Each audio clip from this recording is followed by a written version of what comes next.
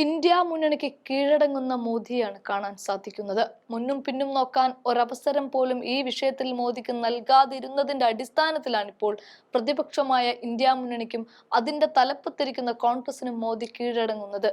അല്ലാതെ മറ്റു മാർഗമോ നിവൃത്തിയോ മോദിക്ക് മുന്നിലില്ല. പ്രകടന പത്രികയിൽ കൃത്യമായി കോൺഗ്രസ് പറഞ്ഞത് ഒരേ ഒരു കാര്യമാണ്. അത് കാശ്മീരിന്റെ സംസ്ഥാന പദവി പുനഃസ്ഥാപിക്കണമെന്നാണ്. തെരഞ്ഞെടുപ്പ് കഴിഞ്ഞ് 4 മാസങ്ങൾക്കിപ്പുറം മോദി സംസ്ഥാന പദവി പുനഃസ്ഥാപിക്കാമെന്ന് കാശ്മീർ ജനതയെ സാക്ഷി നിർത്തി ഇന്ത്യ മുന്നണിയുടെ മുഖ്യമന്ത്രി ഒമർ അബ്ദുള്ളയ്ക്ക് ഉറപ്പു നൽകുകയാണിപ്പോൾ.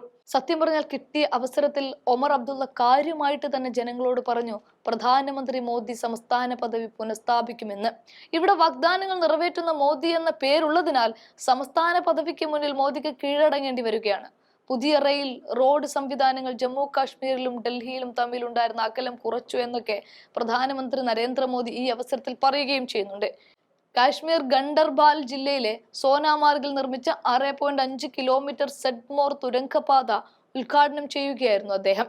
ജമ്മു കാശ്മീരിന് സംസ്ഥാന പദവി വൈകുന്നതായി ജമ്മു കാശ്മീർ മുഖ്യമന്ത്രി അബ്ദുള്ള തന്റെ പ്രസംഗത്തിൽ പ്രധാനമന്ത്രിയെ ഓർമ്മിപ്പിക്കുന്നുണ്ട്. ഇതിന് മറുപടിയായി വാഗ്ദാനങ്ങളെല്ലാം മോദി പാലിക്കാറുണ്ട്, ഓരോന്നിനും അതിൻ്റെതായ സമയമുണ്ട്, ആ സമയത്ത് അക്കാര്യങ്ങൾ നടപ്പിലാക്കുമെന്ന് മോദിക്ക് പറയേണ്ടി വന്നു. മേഖലയിൽ വരുന്ന തുരങ്കപാതകൾ കാശ്മീരിന്റെ വിനോദസഞ്ചാര മേഖലയ്ക്ക് ഉണർവ് നൽകും.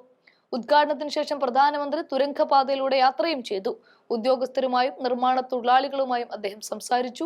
കഴിഞ്ഞ ഒക്ടോബർ 20-ന് ഇവിടെ ജോലി ചെയ്യുന്നതിനിടയിൽ ഭീകരാക്രമണത്തിൽ മരിച്ച 7 പേർക്ക് ആദരാഞ്ജലി അർപ്പിക്കുകയും ചെയ്തു. സോനാമാർഗിനെയും ശ്രീനഗറിനെയും ബന്ധിപ്പിക്കുന്നതും ഏതു കാലാവസ്ഥയിലും യാത്ര സാധ്യമാക്കുന്നതുമാണ് 2700 കോടി രൂപ ചെലവിട്ട് നിർമ്മിച്ച സെഡ്മോർ തുരങ്കം. സെൻട്രൽ കാശ്മീരിൽ നിന്ന് ലഡാക്കിലേക്കുള്ള റോഡ് യാത്ര സുഗമമാക്കും. 1800 കോടി രൂപ ചെലവിൽ നിർമ്മിക്കുന്ന സോജില തുരങ്കം 2028-ൽ പൂർത്തിയാകുന്നതോടെ ശ്രീനഗർ ലേ റോഡിലും ഏത് കാലാവസ്ഥയിലും യാത്ര സുഖം. 2019 തൊട്ട് സംസ്ഥാന പദവി എടുത്തു കളഞ്ഞതും ഇതേ മോദി തന്നെയാണ്. എല്ലാം സ്വന്തം കാൽക്കീഴിലാക്കാമെന്ന മോദിയുടെ ദുരാഗ്രഹത്തിനാണിപ്പോൾ അടികിട്ടിയിരിക്കുന്നത്.